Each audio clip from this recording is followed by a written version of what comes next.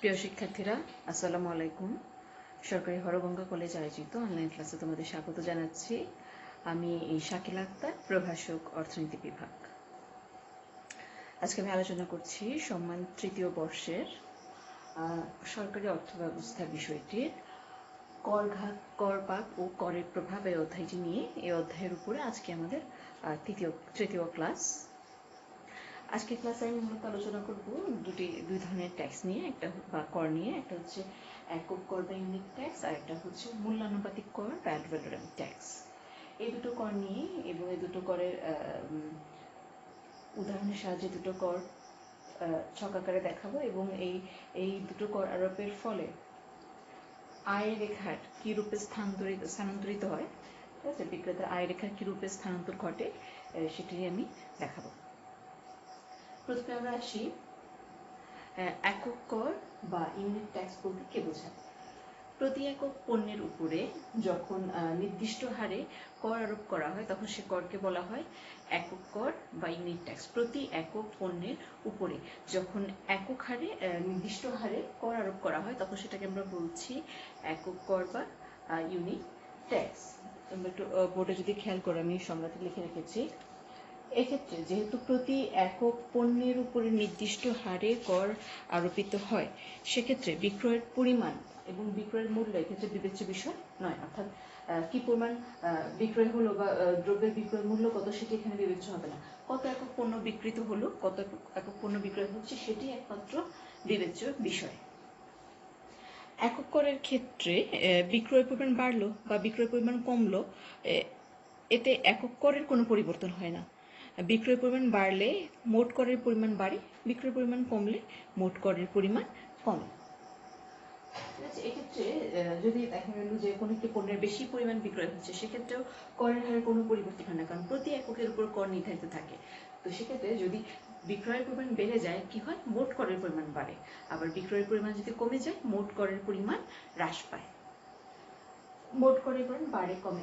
যেহেতু প্রতি একক প্রতি একই হারে, একটা নির্দিষ্ট হারে কর আরোপিত থাকে, সেক্ষেত্রে কি দেখা যায় গড় কর এবং প্রান্তিক করের আসলে এখানে আর কোনো পার্থক্য থাকে না। গড় কর ও প্রান্তিক কর একই হয়, এই দুটোর মধ্যে কোনো পার্থক্য থাকে না। এবং প্রতি এককের ক্ষেত্রে গড় কর ও প্রান্তিক কর সমান হয়। আমরা যদি একটা এক্সাম্পল বিবেচনা করি, আমরা ধরলাম যে প্রতিটি পেন্সিল বা প্রতিটি কলমের উপরে 10% হারে কর আরোপ করা হয়, ঠিক আছে, একক প্রতি। তাহলে প্রতিটি পেন্সিলের উপর, একটি পেন্সিল কিনলে 10 টাকা, দুটি পেন্সিল কিনলে 20 টাকা, তিনটি পেন্সিল কিনলে 30 টাকা আমাদের কর দিতে হবে। আমরা ছক আকারে আমি ধরলাম যে একটি পেন্সিল, পণ্যটি হচ্ছে পেন্সিল। আমরা 1, 2, 3 প্রথমে 1 একক পেন্সিল বিক্রয় করা হলো। আমরা এই ছকে দেখিয়েছি বিক্রয়ের পরিমাণ একক প্রতি কর। প্রতি এককের কর এখানে কত, 10% যদি হয় তাহলে 10, 10, 10, একক প্রতি কর 10%। মোট কর কত হয়, 1 একক পণ্য বিক্রয় হলে এখানে মোট কর হচ্ছে 10, 2 একক পণ্য বিক্রয়ের ক্ষেত্রে মোট কর 20, 3 একক পণ্য বিক্রয়ের ক্ষেত্রে মোট কর 30। এক্ষেত্রে গড় কর কিভাবে আমরা বের করবো, মোট করকে বিক্রয়ের পরিমাণ দিয়ে যদি আমরা ভাগ করি, সেক্ষেত্রে প্রথম 1 একক পণ্য বিক্রয়ের ক্ষেত্রে গড় কর পাওয়া যায় 10, 2 একক পণ্য বিক্রয়ের ক্ষেত্রে মোট কর 20 কে যদি 2 দিয়ে আমরা ভাগ করি, গড় কর পাওয়া যাচ্ছে 10, 3 একক পণ্য বিক্রয়ের ক্ষেত্রে গড় করের পরিমাণ হচ্ছে 10, 30 কে যদি আমরা 3 দিয়ে ভাগ করি, অর্থাৎ প্রতি যত একক বিক্রয়ের পরিমাণ বাড়ুক না কেন, গড় করের কোনো পরিবর্তন হয় না। আবার বিক্রয়ের পরিমাণ যত কমুক না কেন, গড় করের কোনো পরিবর্তন হবে না। প্রতি ক্ষেত্রে গড় করের পরিমাণ সমান। এবার আমরা আসি প্রান্তিক করে। আমরা জানি মোট কর যেটা আমরা এখানে বের করছি, এই মোট কর থেকে খুব সহজে আমরা প্রান্তিক কর বের করতে পারি। প্রথম এককের ক্ষেত্রে মোট কর ও প্রান্তিক কর সমান হয়। দ্বিতীয় এককের ক্ষেত্রে কি হবে, দ্বিতীয় এককের মোট কর থেকে প্রথম এককের মোট কর আমরা বাদ দেব, তাহলে কত থাকে, 10। তেমনি তৃতীয় এককের মোট কর বের করতে গেলে তৃতীয় একক থেকে তার পূর্ববর্তী একক আমরা বাদ দেব, তাহলে আমরা পাচ্ছি 10। অর্থাৎ প্রতি ক্ষেত্রে প্রান্তিক করও এখানে 10। তাহলে এই ছক থেকে আমরা কি বুঝতে পারলাম যে একক করের ক্ষেত্রে বিক্রয়ের পরিমাণ বাড়ুক বা কমুক, তাতে কি হয়, শুধুমাত্র মোট করের পরিমাণ পরিবর্তিত হয়। মোট করের পরিমাণ, বিক্রয়ের পরিমাণ বাড়লে মোট করের পরিমাণ বাড়ে, বিক্রয়ের পরিমাণ কমলে মোট করের পরিমাণ কমে, কিন্তু গড় ও প্রান্তিক করের কোনো ধরনের পরিবর্তন আসে না। এখন এর ফলে কি হয়, একক পণ্যের যেহেতু একক প্রতি পণ্যের কর হার স্থির থাকে বিধায় গড় ও প্রান্তিক কর পরস্পর সমান থাকে। যেহেতু গড় এবং প্রান্তিক কর পরস্পর সমান থাকছে, তাই কি হয়, এই যে আয় রেখা সমান্তরালে নিচের দিকে স্থানান্তরিত হয়। অর্থাৎ আমরা এক্ষেত্রে যে দামটা পাচ্ছি, দামই তো হচ্ছে বিক্রেতার আয়। বিক্রেতার আয় রেখা সমান্তরালে নিচের দিকে স্থানান্তরিত হয়। কি কারণে? বিক্রয়ের পরিমাণ বাড়লেও মোট কর ও প্রান্তিক করের কোনো পরিবর্তন হয় না বিধায় সমান্তরালে মোট কর ও প্রান্তিক কর সমান থাকে বিধায় সমান্তরালে বিক্রেতার আয় রেখা নিচের দিকে শিফট করে বা স্থানান্তরিত হয়। যদি বিক্রয়ের পরিমাণ কম তাহলে উপরের দিকে স্থানান্তরিত হবে। আমরা একটা চিত্র এঁকেছি বোর্ডে, তোমরা একটু খেয়াল করো। চিত্র এক্স অক্ষে আমরা দেখিয়েছি বিক্রয়ের পরিমাণ এবং ওয়াই অক্ষে দেখিয়েছি পণ্যের দাম। উপরের ছকটিকে উপরের ছক অনুযায়ী আমরা এই চিত্রটা আঁকতে পারতাম। আমরা ধরলাম যে যখন এ বি হচ্ছে বিক্রেতার কর পূর্ব আয় রেখা, ঠিক আছে? এই এ বি এই রেখাটি হচ্ছে কর পূর্ব আয় রেখা এবং একক প্রতি পণ্যের উপরে যদি এ বি পরিমাণ কর আরোপ করা হয়, এর ফলে কি হয়, এ বি রেখা বাম দিকে সমান্তরালে স্থানান্তরিত হয়ে যায়। ধরলাম যে একক প্রতি পণ্যের উপরে এই যে এ বি পরিমাণ কর আরোপ করা হলো, তাহলে প্রতি যত পণ্য বিক্রয় হোক না কেন, প্রথম দ্বিতীয় তৃতীয় প্রতি ক্ষেত্রে কি হবে, এবি পরিমাণ কর সমান, সব ক্ষেত্রে করের পরিমাণ সমান থাকবে। যেমন এই প্রথম পণ্যের ক্ষেত্রে এবি, দ্বিতীয় পণ্যের ক্ষেত্রে আরোপিত কর সিডি, এই দুটো পরস্পর সমান। তাহলে এই সমান্তরালে আয় রেখা নিচের দিকে স্থানান্তরিত হয়ে যাবে, নতুন আয় রেখা পাওয়া যাবে সি ডি।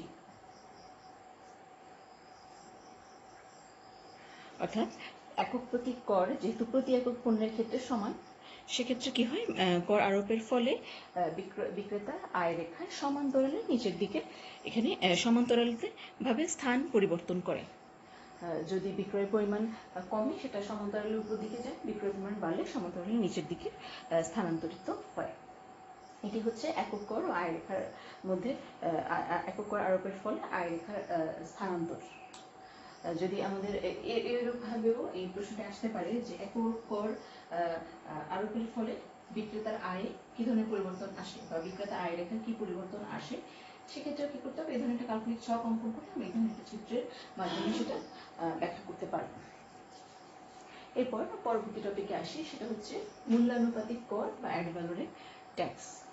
একক প্রতি কর কি ছিল, প্রতি একক পণ্যের উপর নির্দিষ্ট হারে যে কর আরোপ করা হয় সেটা হচ্ছে একক প্রতি কর।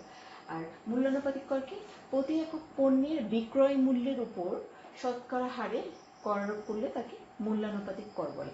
অর্থাৎ একক কর ছিল প্রতি একক পণ্যের উপরে, আর মূল্যানুপাতিক কর হচ্ছে প্রতি একক পণ্যের বিক্রয় মূল্যের উপরে শতকরা যে হারে কর আরোপ করা হয় সেটাকে বলা হয় মূল্যানুপাতিক কর। তো এক্ষেত্রে পণ্যের বিক্রয়ের মূল্যের উপর নির্দিষ্ট হারে যেহেতু কর আরোপ করা হয়, সেক্ষেত্রে পণ্যের বিক্রয়ের পরিমাণ এখানে কোনো বিবেচ্য বিষয় না, শুধুমাত্র পণ্য বিক্রয় মূল্যটি এখানে বিবেচ্য বিষয়। কি পরিমাণ পণ্য বিক্রয় হচ্ছে সেটি বিবেচ্য বিষয় নয়, শুধুমাত্র পণ্যের মূল্য এখানে বিবেচ্য বিষয়। আমরা ধরলাম যে কোন একটি পণ্যের দাম 100 টাকা, সেটার উপরে যদি 10% কর আরোপ করা হয় তাহলে কর হিসেবে পাওয়া যাবে 10 টাকা। আবার যদি 5% কর আরোপ করা হয় তাহলে কর হিসেবে পাওয়া যাবে 5 টাকা। অর্থাৎ বিক্রয় মূল্যের উপরে যেহেতু কর স্থাপন করা হচ্ছে, দাম কমলে বিক্রয় মূল্যের পরিমাণ বাড়ে, ফলে মোট বিক্রয় মূল্য বাড়লে, কোনো কারণে যদি পণ্যের দাম কমলে কি হয়, বিক্রয় পরিমাণ বাড়ে, বিক্রয় পরিমাণ বাড়লে বিক্রয় মূল্য বেশি পাওয়া যায় এবং এই ধরনের করের পরিমাণ বাড়ে। আবার পক্ষান্তরে যদি দাম কমে গেলে কি হয়ে যায়, দাম বেড়ে যায়, দাম বেড়ে গেলে কি হয়, বিক্রয়ের পরিমাণ কমে যায়, বিক্রয়ের পরিমাণ কমে গেলে কম বিক্রয় মূল্য পাওয়া যায় বিধায় এই মূল্যানুপাতিক কর বা অ্যাড ভ্যালোরেম করের পরিমাণ কমে যায়। আমরা একটি ছকের সাহায্যে মূল্যানুপাতিক কর বিষয়টি ব্যাখ্যা করি। আমরা ধরলাম যে একটি পণ্যের 1, 2, 3 একক পরিমাণ বিক্রয় করা হয়। যখন পণ্যের দাম 10 টাকা তখন 1 একক পণ্য বিক্রয় করা হয় এবং বিক্রয় মূল্য পাওয়া যায়, দাম 10 টাকা, এটাকে আমরা 1 দিয়ে গুণ করে আমরা পাচ্ছি বিক্রয় মূল্য 10। যখন পণ্যের দাম বেড়ে 8 টাকা হয়ে যায় বিক্রয় করা হয় 2 একক। যখন পণ্যের দাম কমে 7 টাকা হয়ে যায় তখন বিক্রয় করা হয় 3 একক। অর্থাৎ দাম যত কমছে বিক্রয় পরিমাণ তত বাড়ছে এবং বিক্রয় মূল্য 1 একক পণ্যের ক্ষেত্রে 10 টাকা, 2 একক পণ্যের ক্ষেত্রে 16 টাকা, 3 একক পণ্যের ক্ষেত্রে 21 টাকা, 3 7 21। এখন আমরা ধরলাম যে কর হার হচ্ছে 10%, অর্থাৎ প্রতি একক পণ্যের মূল্যের উপরে 10% হারে কর আরোপ করা হয়েছে। তাহলে এই 10-এর প্রতি একক পণ্যের মূল্য, এই 10-এর 10% যদি আমরা বের করি আমরা পাচ্ছি 1, এই 8-এর 10% বের করলে আমরা পাচ্ছি 1.6, আর 7-এর 10% বের করলে আমরা পাচ্ছি 2.1। তাহলে একক প্রতি মূল্য এখানে কত? একক প্রতি মূল্য আমরা কিভাবে বের করবো? প্রতি একক পণ্যের মূল্য, এই দামটাকে আমরা পার্সেন্টে আমরা যদি প্রকাশ করে ফেলি, ঠিক আছে, একক প্রতি তাহলে 100 দিয়ে ভাগ করি, তাহলে আমরা কি পাবো? দামটাকে যদি আমরা একক প্রতি দাম যেহেতু 10, এটাকে বিক্রয় মূল্য দিয়ে যদি আমরা ভাগ করে দিই, ঠিক আছে, দাম, তাহলে প্রতি একক পণ্যের মূল্য আমরা পাচ্ছি 1, দ্বিতীয় পণ্যের ক্ষেত্রে পাচ্ছি 0.8, আর 3 একক পণ্য যখন বিক্রয় করা হয় তখন প্রতি একক পণ্যের মূল্য আমরা পাচ্ছি 0.7।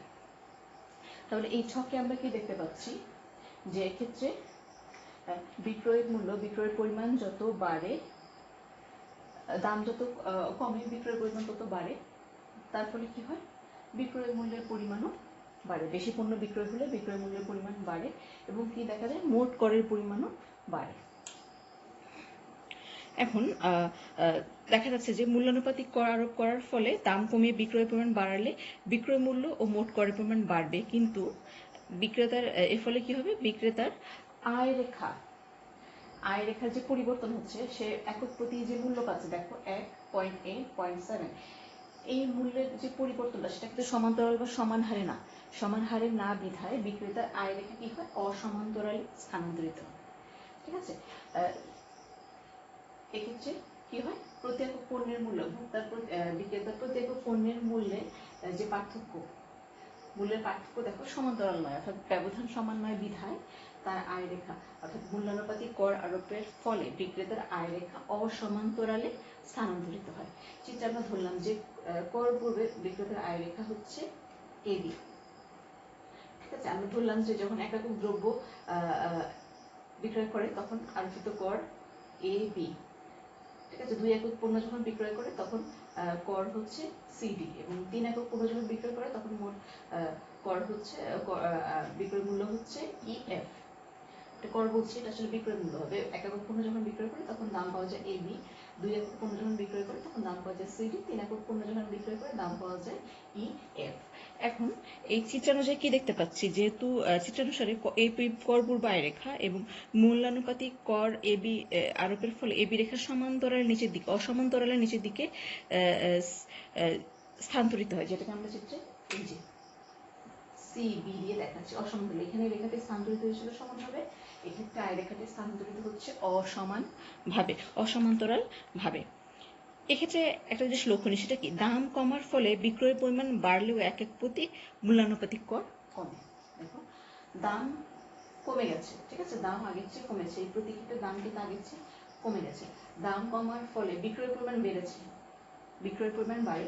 প্রথম আমরা ধরলাম এটা হচ্ছে যখন দাম 10 টাকা, তখন যখন দাম 8 টাকা, যখন দাম 7 টাকা, ঠিক আছে। যখন দাম 10 টাকা, যখন দাম 8 টাকা, আর এটা হচ্ছে যখন দাম 7 টাকা। এর ফলে কি হয়? বিক্রয়ের পরিমাণ যখন দাম 7 টাকা, বিক্রয়ের পরিমাণ হয় 3 একক, যখন 10 ছিল তখন 1 একক, যখন 8 হয় তখন ছিল 2 একক। বিক্রয়ের পরিমাণ বাড়লে কি হয়? মূল্যানুপাতিক, যদি দ্রব্যের দাম কমে তাহলে কি হয়? বিক্রয়ের পরিমাণ বাড়ে। বিক্রয়ের পরিমাণ বাড়লে একক প্রতি মূল্যানুপাতিক কর কমে। দেখো একক প্রতি কর কিন্তু কমছে, এই যে এবি এর চেয়ে এই সিডি এই অংশটা কম না, এর অংশটা কম, অর্থাৎ যত বিক্রয়ের পরিমাণ বাড়ছে একক প্রতি এই যে করের পরিমাণ কমছে।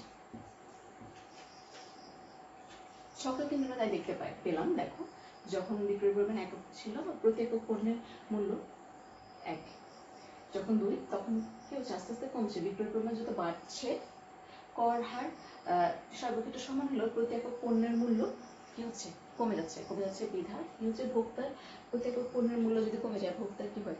আয়টাও কমে যাচ্ছে।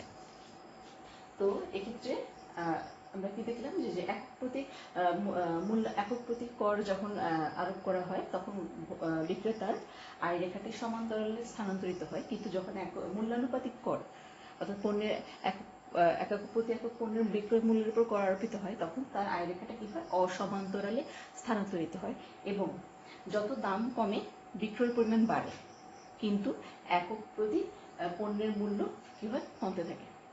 ঠিক আছে, মূল্যানুপাতিক কর আরোপের ফলে একক প্রতি পণ্যের মূল্য কি হতে থাকে, কমতে থাকে, অর্থাৎ একক প্রতি মূল্যানুপাতিক কর কমতে থাকে। একক প্রতি পণ্যের মূল্য যদি কমে, করটা কমে যাবে, কারণ হচ্ছে প্রতি একক পণ্যের মূল্যের উপরে এই কর ধার্য করা হয়। তাহলে যখন একক প্রতি পণ্যের মূল্য আগের চেয়ে কমে যাচ্ছে, এই অংশের চেয়ে অংশের মূল্য কমে যাচ্ছে, একক প্রতি মূল্য যখন কমে যায় তখন কি হয়ে যায়, একক প্রতি করের পরিমাণও কমে যায়। তো আজকের ক্লাস এখানেই শেষ করছি। আর তোমাদের আজকে ক্লাসের হোমওয়ার্ক থাকবে এই যে একক কর এবং মূল্যানুপাতিক করের মধ্যে পার্থক্য।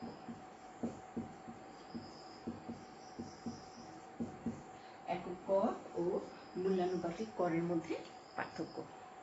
আজকের ক্লাস এখানেই শেষ করছি। সবাই ভালো থাকবে, সুস্থ থাকবে। সবাইকে ধন্যবাদ।